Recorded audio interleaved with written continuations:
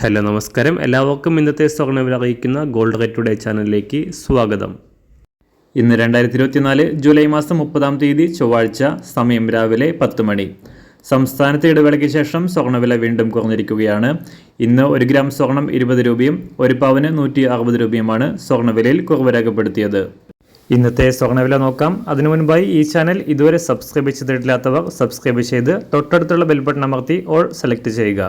ഇന്നത്തെ 916 സ്വർണ്ണവില 1 ഗ്രാം 6320 രൂപ, 1 പവൻ 50,560 രൂപ.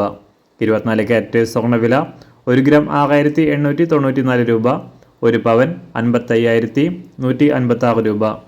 18 ക്യാരറ്റ് സ്വർണ്ണവില 1 ഗ്രാം 5170 രൂപ, 1 പവൻ 41,367 രൂപ.